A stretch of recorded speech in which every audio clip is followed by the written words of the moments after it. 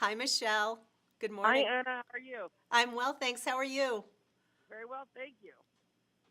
Now, where are you originally from? So I live in Boston. I'm sitting in New York City right now, but I'm from the Northeast. Now, please tell me about your educational background. I graduated a long time ago from Holy Cross, which is the College of the Holy Cross, which is based in Worcester with an economics major.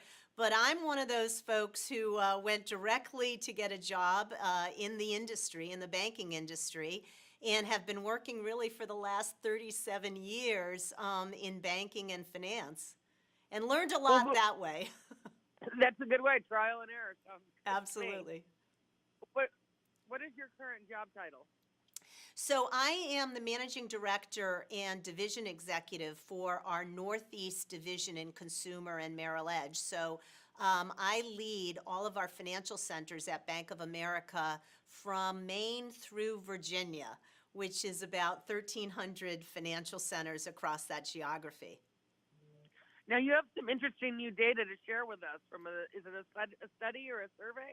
So biannually, Merrill Edge does some research, and today we released our most recent report, which is around women and investing. And we found some really interesting and very exciting and encouraging trends about women, their financial power, and some of the steps that they're taking to really educate and arm themselves to make good investment decisions.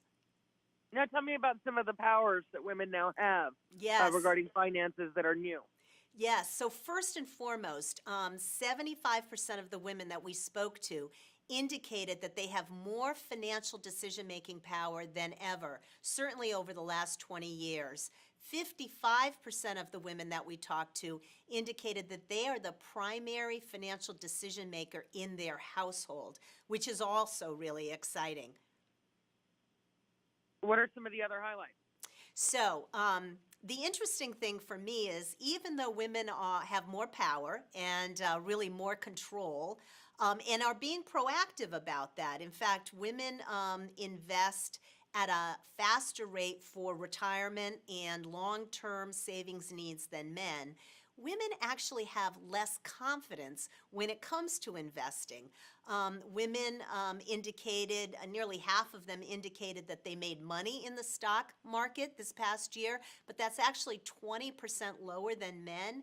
And women are less likely to trust their instincts than men are. So while women may be comfortable trusting in their instincts to buy a house or purchase a car, when it comes to investing, less likely to trust those instincts. The good news is they are educating themselves so that they make really informed decisions. Now, what are some things that women tend to prioritize when it comes to investing? So men and women both prioritize performance. That's paramount. They're looking for companies that make money, that can provide the investment return that they're looking for to reach those financial goals.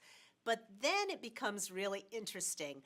Women tend to integrate other factors in their decision making about investing. They focus on companies that have a social impact. 90% of the women that we talked to indicated that issues around pay equity, issues around diversity and promoting diversity at a company, and a focus on environmental sustainability were all factors that were important to them when they made an investment decision, more so than men. What is some advice you would have for someone would-be investors?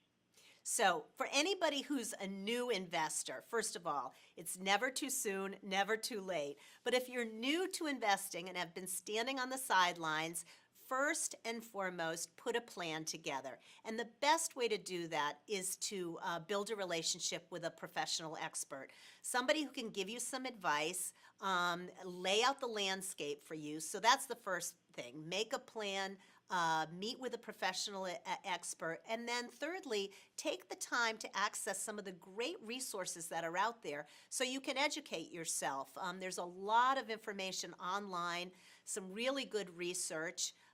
It's important to stay informed and to stay in control. Now, how can women, and actually men too, benefit from professional help when pursuing investing? Well, first and foremost, they can help you put a plan together. There are a lot of considerations for putting a plan together. First, taking the time to outline your life priorities, thinking about and considering some of those life events that might be coming up that are going to be important for you to save for. And then thinking through what is your risk tolerance? What is the tenor of your investment strategy? Where do you sit with the rest of your financial condition, liquidity or debt? A professional can help you think through all of those factors that go into putting together a really strong investment strategy. Now, what advice would you give to someone who really wants to work more on their own and do a DIY program? So we're living in a great time. There's great tools online. The technology is fabulous. So as I mentioned, there are many websites that can give you some information. And there is some really good solutions to provide guided investments. Sometimes you hear it referred to as robo-investing to help guide your investment strategy. So if you want to be more of a do-it-yourselfer, there are those tools that are available. And in fact, 40% of the folks that we talk to, both men and women, indicated that they're very comfortable relying on artificial intelligence to help them make those investment decisions. Now, what are some of the tools that you recommend that people use when they're trying to start investing? Okay, so putting that plan together is really important, and thinking through all the factors of that. That's first and foremost. Secondly, doing some research. Again, you can go online. There are a lot of institutions that have industry-leading and very deep research available to you to give you some sense of what's out there, how to think about what might be short-term investment vehicles, what might be longer-term investment vehicles, and how that plays into your overall investment strategy and your investment goals. Where can people go to get a little more information? So merrilledge.com, MERRILLEDGE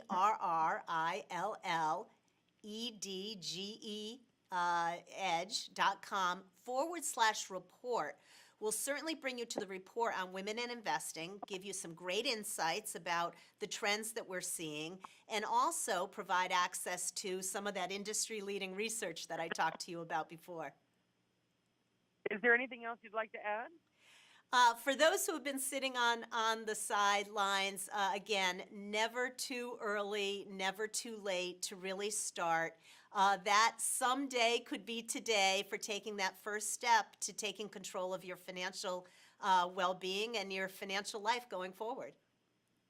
Well, thank you for these helpful tips, and I really appreciate it. Thank you, Michelle. Take care. Bye-bye. Bye.